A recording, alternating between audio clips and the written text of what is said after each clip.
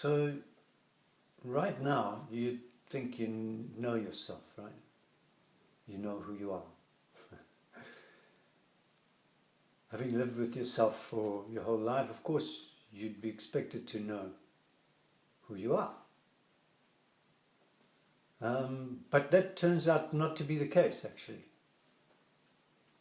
Because names and identity, although naming the object, naming us, don't tell us what we are.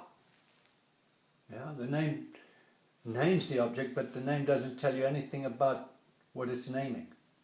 So, just for instance, looking at a butterfly, which I was looking at this now, the name butterfly doesn't tell you anything about what it's naming. What is that thing that we call butterfly? Never mind the butterfly, atom. The word, the name, atom names the object, but still nobody knows what an atom is. Same with universe. The word universe names the whole universe, cosmos, but doesn't tell you what it is. Nobody knows what it is. So the same thing applies to you, human being. Even the name human being doesn't tell you what a human being is. Yeah? So having named the whole, everything we can see relative to ourselves, named everything in the world, that is, relative to ourselves, the human being, we have yet to name the namer, the self. So no matter who we are, and how many, and also the name is not absolute.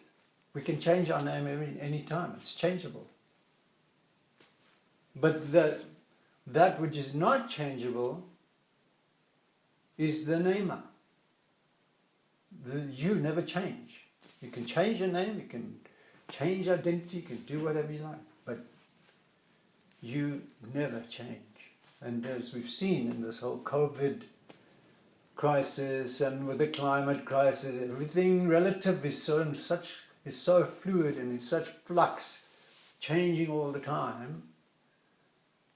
Don't you think it's about time we get to know the changeless nature of ourselves? And so, when anybody asks what is self-knowledge, of course everybody thinks, I already know myself. What am I going to do with self-knowledge? We don't know what this knowledge is, or this teaching is, right? And of course, as I said just now, thinking we know ourselves, thinking the name tells us everything there is to know about ourselves, tells us nothing.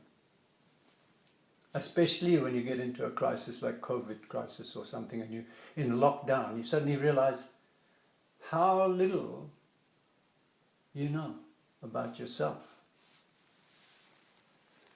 So these teachings not only talk about, they point out the truth, as we've just done. The truth is, you don't know who you are. None of us do. And the more we keep going without knowing who we are, totally ignorant of who we are, the more in trouble we're going to get as human beings in this creation. Creating our own ideas. Basing our whole lives on notions that we create of ourselves. So the teachings come along when we get into a crisis and when there's some kind of a disaster, right? Where we suddenly realize how little we know in reality about ourselves and our relationship with nature, our relationship with creation. So the teaching comes along and shines a huge light on the changeless nature, the eternal nature of the eternal questioner, the human being, yourself, the seer, and resolves that question for you. With logic, with the reasoning, so the answer cannot be anything but the truth.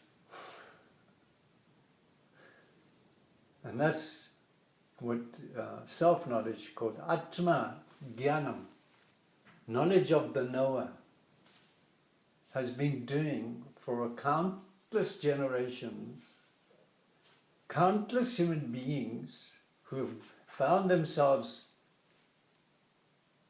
in a hole, found themselves ignorant, wanting to know the truth. It's answered that question. Who am I? For everyone. So, please feel free to join us in finding out the truth about yourself. On June 21st, we're launching our new online series in the foundation course of self-knowledge. Thank you.